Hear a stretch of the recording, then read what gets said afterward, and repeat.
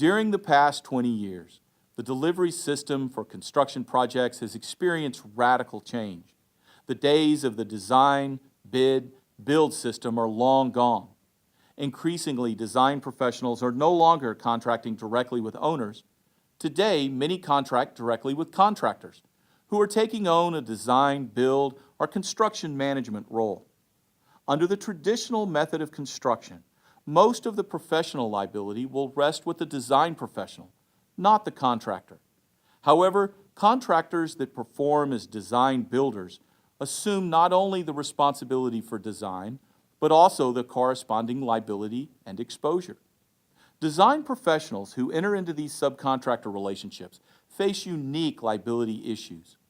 Under the traditional model, the design professional only had to worry about their professional work, not the professional liability of the contractor.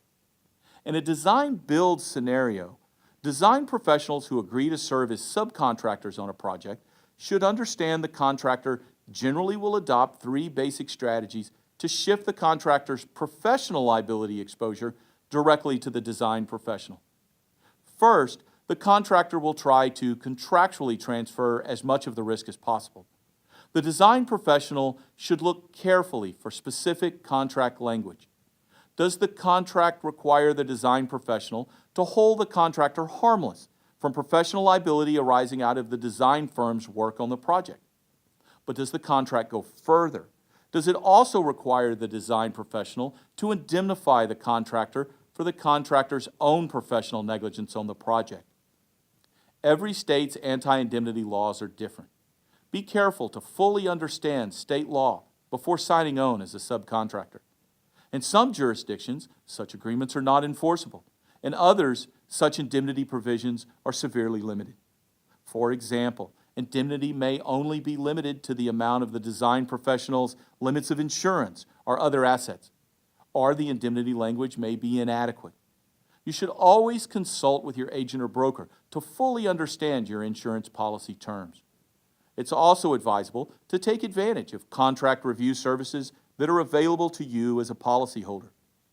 A design professional who agrees to serve as a subcontractor on a project, who also agrees to indemnify the contractor, should understand a contractor's full scope of potential liability before signing the contract.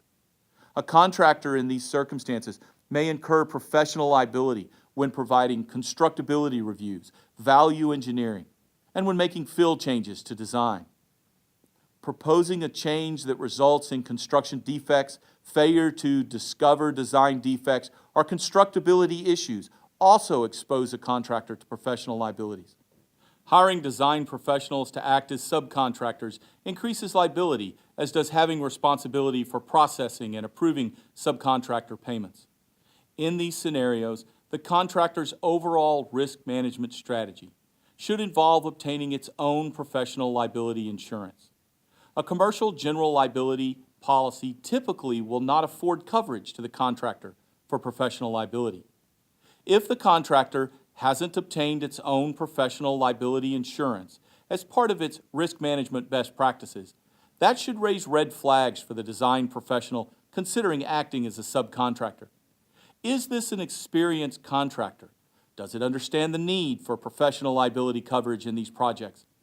If the contractor has obtained professional liability insurance, what are the limits? Are they sufficient? What does it cover? Does the policy cover everything the contractor will do, and for which the design professional may also be exposed to liability? Also, has the contractor implemented a thorough risk management program with respect to design liability? What is the contractor's past experience on such projects? Does it have experienced, qualified people in place to work with the design professionals? Has it demonstrated its ability to work as part of a design team? Has the contractor exercised due diligence to select other design firms? Were the decisions based on experience and qualifications, or have the decisions been made solely on cost savings? Finally, the design professional should confirm in the contract who owns the design documents. Do they become the property of the contractor once the preliminary design is accepted by the owner? If the contractor will not agree, the design professional retains full rights to his work product, try to negotiate at least a reuse agreement. In these cases, consult with your agent or broker to make sure you fully understand the terms of your insurance policy and that you are adequately covered.